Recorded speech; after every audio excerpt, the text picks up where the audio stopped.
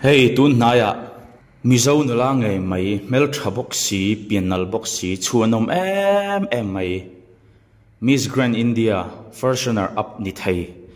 mizo nula vanlal nun tluangi kan nei ni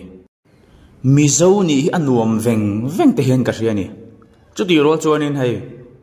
kan mizoram din huna mai chiate an din hun hi aruk tak hian a chawraw ang reng hle mai ti hi voina heron ti chuka do chu wang chuanin abik takin tlangwal le mi pate kan mai chiate din muni kan ngai saka kan hum hala kan ven hi mangai je hi i har chuk turin karon au top meng teng jo mi pa ho zong kha thudam soi loveni na ngalang amma sebara chuan hi titaila Mizorama kumni kalta chungin kum som pangachin nuai lam nau pai zani som sari patni om kana vong heni top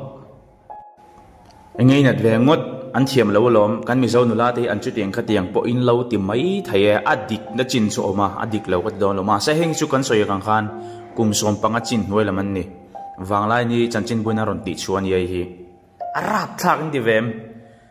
mi pali panga mai pon lo zani som sari pani lai kum som panga huai lam rai han om mai chu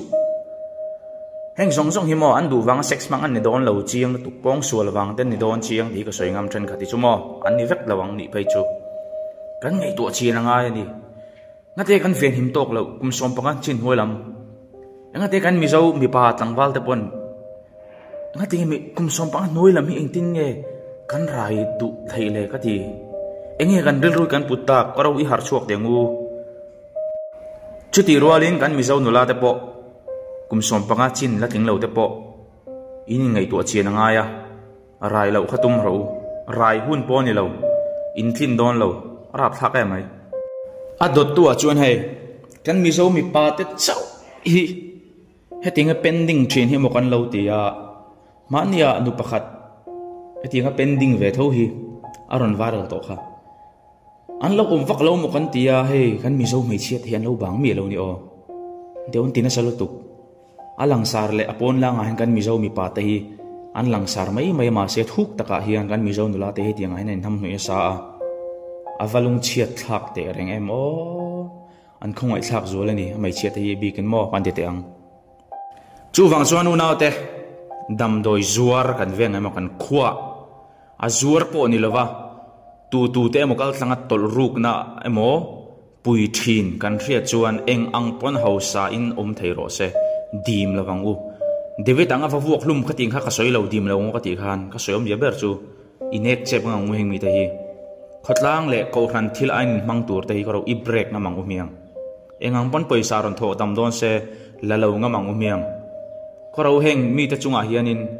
thlai tam tak nu na so tu te hi ko ro action lang o apoi lut tu kani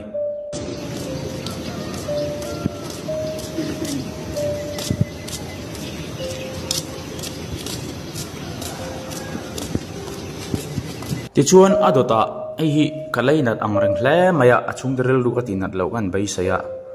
zalen news an ti chuak to thowa ratuai khor tur chuak khama thin mu tin tat mai anteu ruang char tam ji mi paruang char tam ji da kan rianga tlang puin rui thei thil le tiang drugs alawin nam noi te hin ni tu khop mai tiang ruang kan char tak te hi nun nge ni nai sai lo ve tak te an lo ni ve hlom thina ma sa hi kan mai chia ta po hin lo him big mi lawa hei chu dam doi wang ni lawanga a melen point dam doi ti mi ni lawa engwanga thi chiang e ka thalo kut aturem ka thabik lo ma se po yeni kan mizoram chu ngai kan tlangwal kan mi pa te na kan mai chia te kan veng him lo le lutuk ka ti don nge ni a mi pa handem vio po adik thei lawang ngoro ti handem vio chu thei lawanga ma se kan thei to phi kan na chu lo deuh ning ka ria kai chuan thamong takin ilen ti rela thamong taka len tir kan ti khan tiang hu her na le heng zong hi I haw lo vila en mei la ka ti na lamani lawa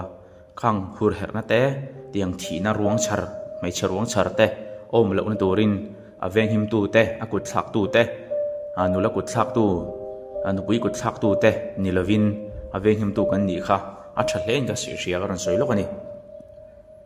ti chuanin hei abon khop mai an melen hian mizo nolan ang kat tilut tuka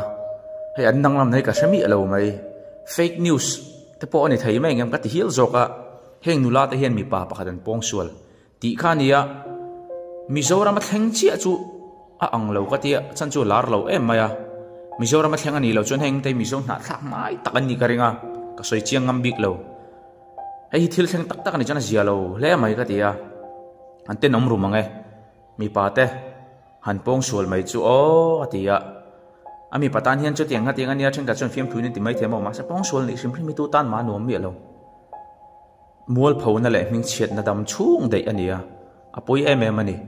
he news hi reching nam chuan comment la ma lo soita ula mizo ani mizo na thak tal po ani khoi state nge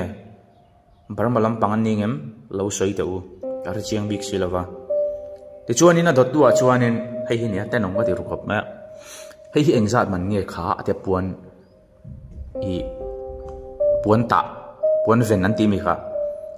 mai chata do zakwa somnga ania ole atia i mo tu na hen kan pain sang ni zanga ron thang cho chuan abang zong kha ka asia min lo transfer la please an poisa hi ngade ok dulai kan mai chet hianin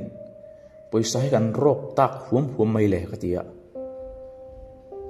nia mishing kan nia amaya pa hen kan lo rop tlang te poni mai thaya mai chian dem biau bi ngot na tur san chop cholo ma se apoi sa mu dan tum dan hi an pa hi bu ma tuma an pa yang ngam tak ve viu nge ni kar thiam lawa tinge sang ni sanga kha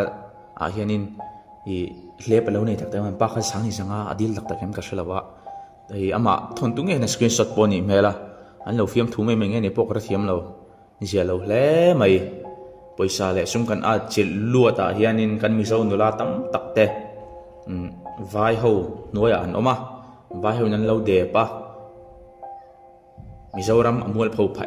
em mai ni kan nam dal na le kan nam bo na tur sel ne heng te hi ti chunin heng hi vai ho hi mizoram ang ga ti khop maya ma se mizoram ni chi alo nge ni heng vai pa ni te hian mizo mai chi ani om tak mai hian len puya chon hian kholai a roi chung an line ti buina samaya traffic an ti jam panin zak theilo ang reng khop ma khoila thil thleng nge she ching hina ma mo lo sei chang ta ola jialo le mai kan mizo nala ten ni ngat chuan kan mizo nala te har huna sumle pai rangot uma mani nam pui ni lo copy isim ngamang u ti ka thu top nei ro se thir du te tun chum dan chon du to ri phatila lenin gol thale ro chuan mi lo subscribe la tun chum dan chuan mang thari vek phatule in mule theu kan tum don nia